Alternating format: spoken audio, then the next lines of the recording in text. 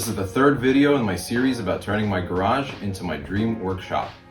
In this video, I'm going to be tackling insulation as well as electrical. We'll start with insulation. So there's two major problems with the current insulation. Now this garage has been an absolute haven for mice, I'm assuming since it was built. Because of so many gaps in the structure, which I've since fixed, they've been easily getting in and living in the walls and just everywhere. So because they've been living in the walls, they've been turning the existing fiberglass insulation into nests in basically every single stud bay. So if you take a look, we have the paper here, but then when you peel it back, it's basically been completely stripped of the actual insulation itself.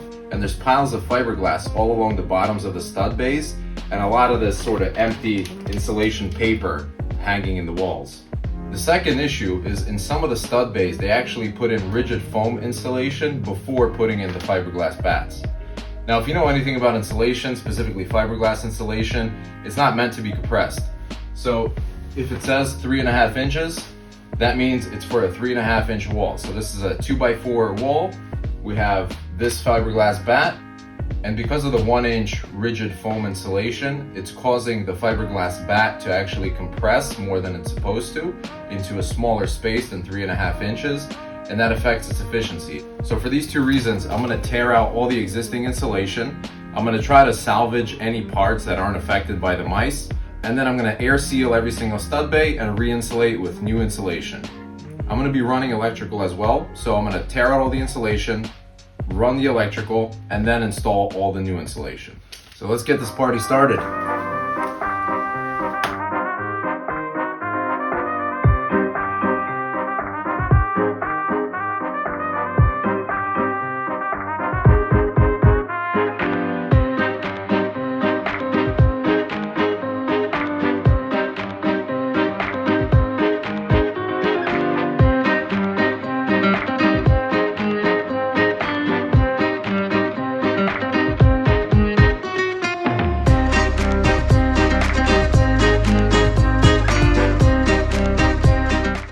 Problem is a lot worse than I was expecting. So even the pieces that I saved for salvage are absolutely riddled with mouse droppings and tunnels all throughout. I was trying to save a little bit of money by salvaging some of the insulation and reusing it, but unfortunately it doesn't seem like it's going to be worth it, just locking up this biohazard inside the walls to save a couple of bucks. So I'm going to 86 everything, including my salvage pile, and get brand new insulation all around.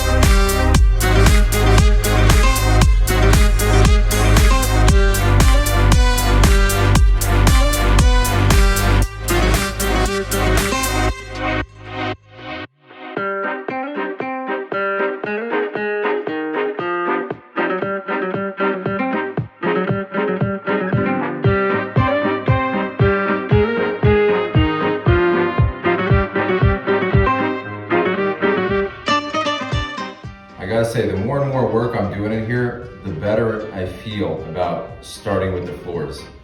Cleaning and getting dust off is a breeze, whether you're sweeping, vacuuming, whatever it may be, and I always have a nice clean work surface to work from.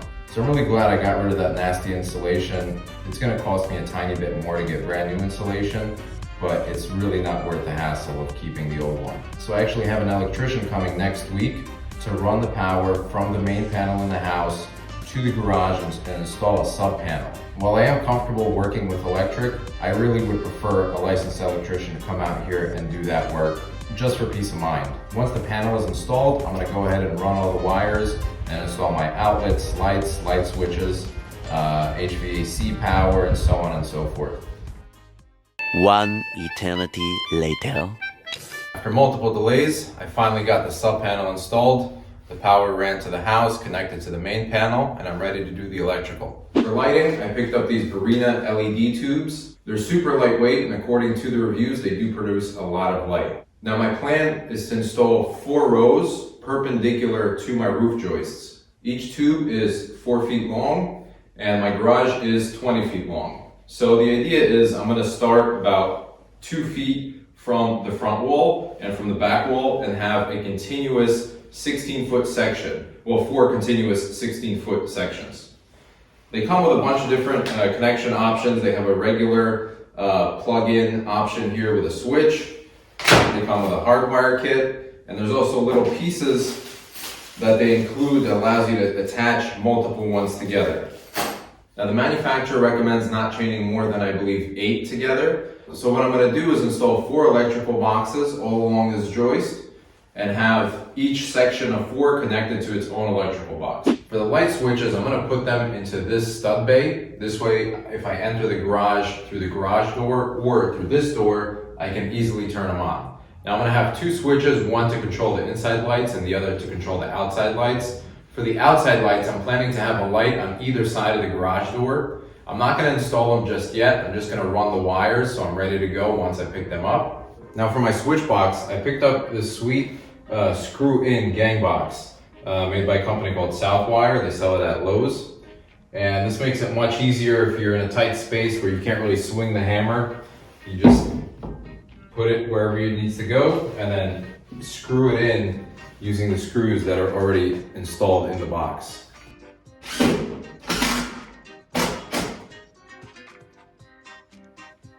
I'm going to be using 14-2 wire and a 15 amp circuit since it is for lighting and they really don't need a whole lot of juice. I'm going to start by running up from my switch into the ceiling, down the joist, and then down to the actual panel.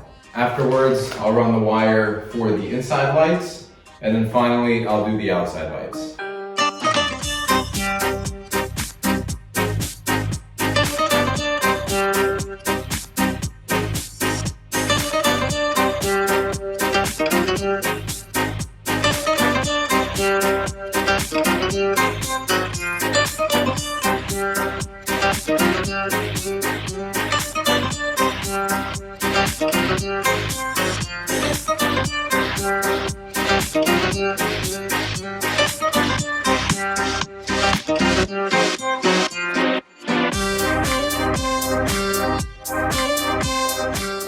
So the lights come with these tiny little metal brackets that you mount to the ceiling, and each tube simply snaps into it. And I believe they have 2 or 3 for each tube. So I measured and marked the position of every row on this one joist where I installed the electrical boxes. Now I need to take that measurement and put it all across all the joists. So I'm going to use a combination of a chalk line and tape measure to do that. And once those are all marked up, I can quickly install these brackets, snap the lights in, connect them up, connect the power at the panel, flip the breaker, and we'll see what happens.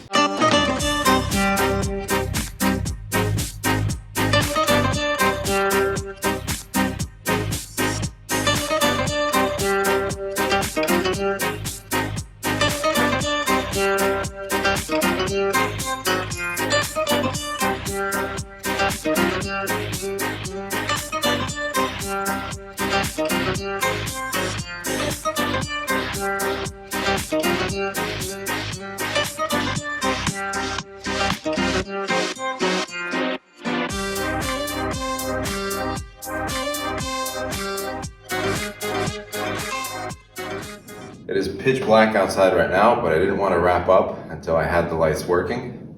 So now, ready for the moment of truth.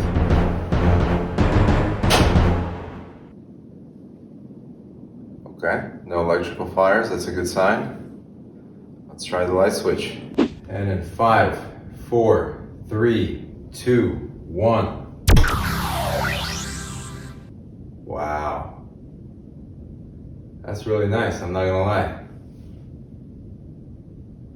That's a game changer.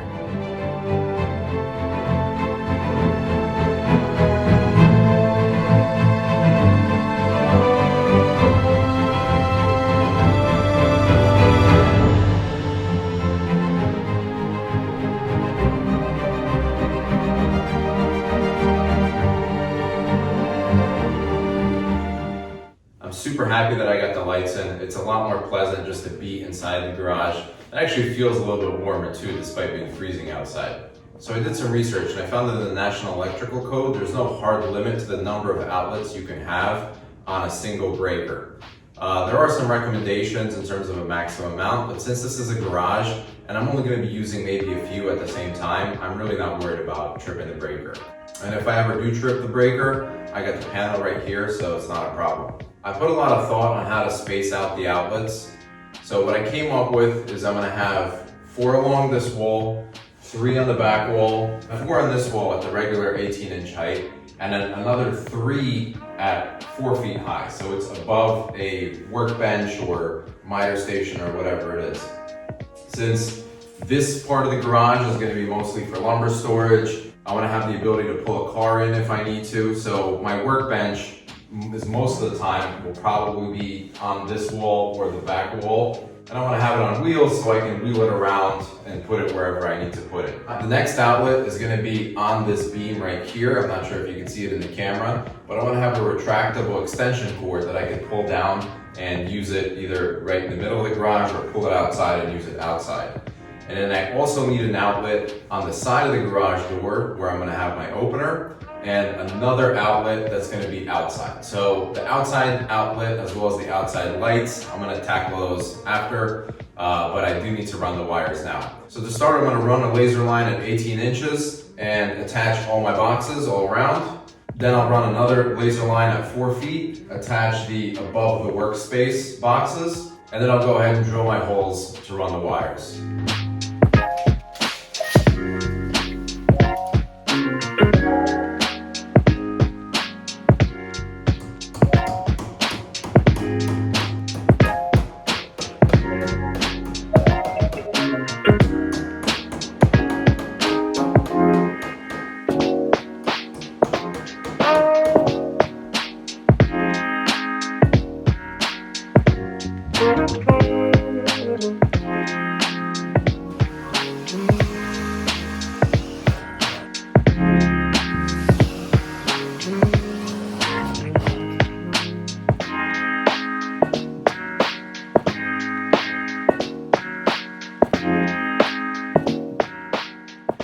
So now that I have my boxes installed and my holes drilled, I'm going to run all my wires. Now I'm using 12 2-gauge wire because I'm going to have 20 amp outlets and obviously a 20 amp breaker in the panel, just so I can handle a little bit more heavy duty devices for the garage, considering I'm going to be using tools and that sort of thing. So I'm going to start at this last box right here, go up through my hole to that top box, down to the bottom one, across to the next one, and so on and so forth.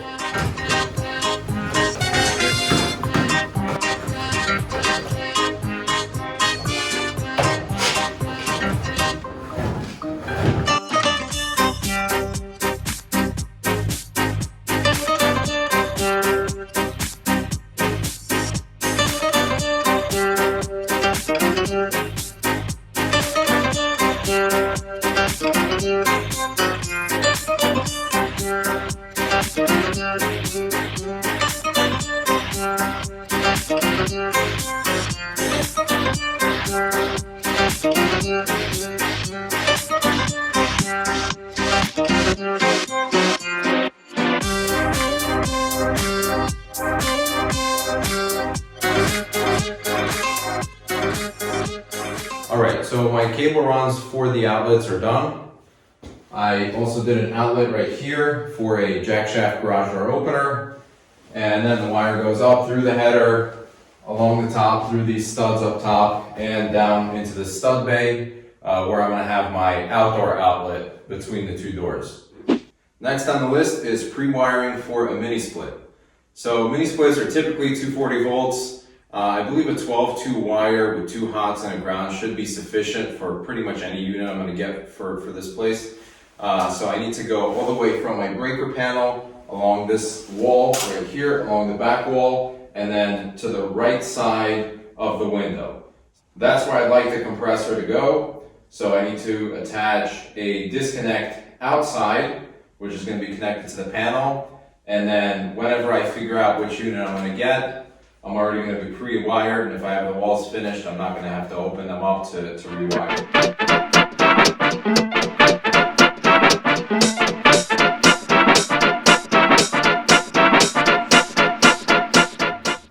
So I think I'm officially done running wires. I got my lights in, I got my outlets wired, I got my MiniSplit pre-wired.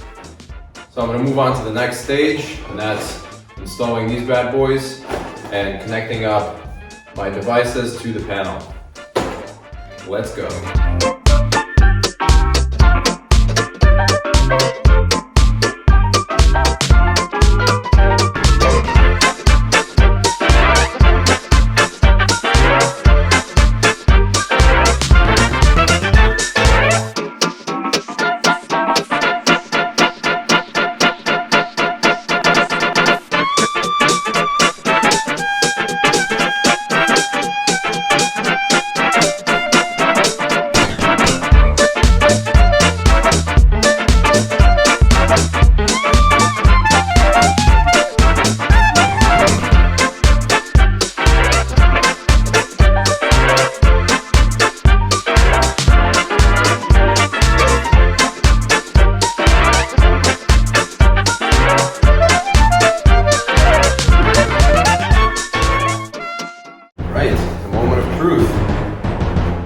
No sparks, no fire, that's a good sign. I put the outlets on a GFCI breaker, and it has a little test button where you can test its functionality. So let's go ahead and do that. So as you can see, it tripped the breaker. Let's turn it back on. Now let's test the outlet itself. So now I want to test the GFCI functionality from the actual outlet.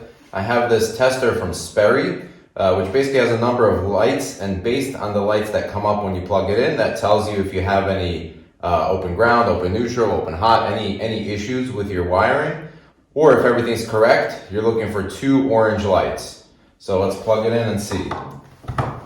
All right, so I got 2 orange lights. That tells me I did everything correctly. And there's also a button here at the top, and when you push that button, that should trip the GFCI breaker in the panel. So let's go ahead and test that out. I don't know if you heard that, but that was the actual GFCI breaker tripping. So that tells me that everything is correct, and we're good to go with the interior outlets, and I'm ready to move things outside and do the lights and the outdoor outlet. So to install my outside outlets, I'm going to use something called a J-block or mounting block, and that's specially made for vinyl siding to mount any kind of lights, switches, and that sort of thing. So the way this works, it comes in 2 pieces. You have the actual block, which has a nailing flange, and then you have this trim flange that goes over top. So you take your siding off, you install this onto the actual sheathing, then you cut your siding so that it fits around this block portion, and then when you install your trim flange, that covers up the cut part and it gives it a nice smooth finished look. So I have 2 of these, 1 for each light. It's going to go on either side of the garage door. And I have another one for the outlet. So the outlet one actually comes with an electrical box built right in, and it's got punch outs in the back so you could run your wire right into it. I'll start by removing the siding, installing the J-blocks. I'm going to put the siding back, and then I'll wire everything up and connect up my devices.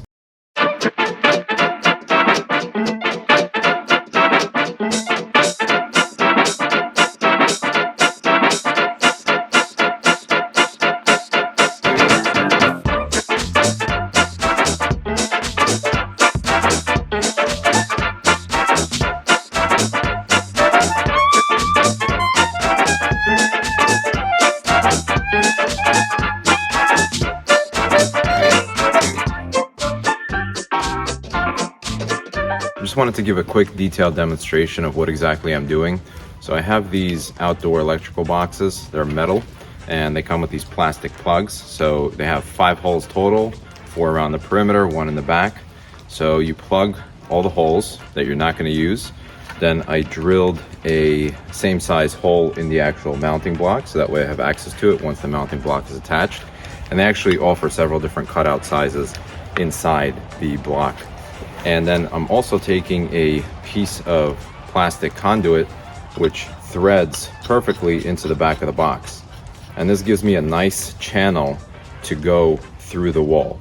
So I'm drilling my hole with a hole saw, putting this through, and before I do that, putting a thick bead of silicone all around the perimeter. That way I have a nice waterproof seal. So even if any water does get behind the electrical box, it's not going to get inside of the wall cavity.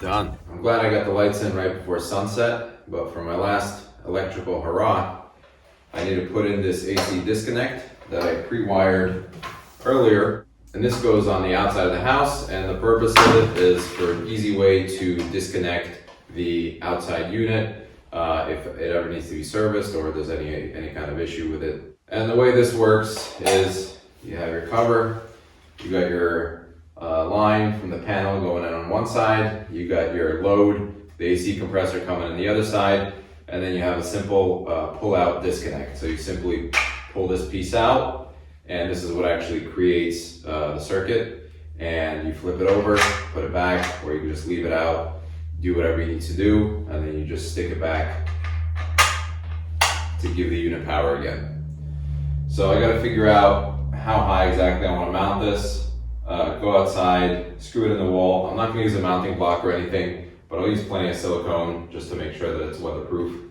And I'll connect it up, connect it to the wire, connect it to the panel, and I think we can call it a day.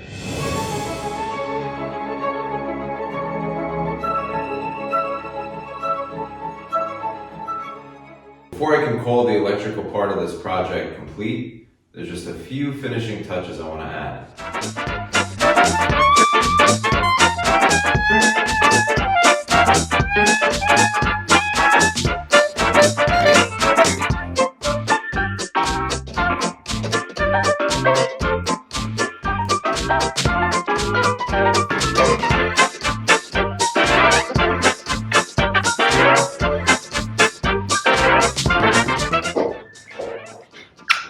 Out with the old.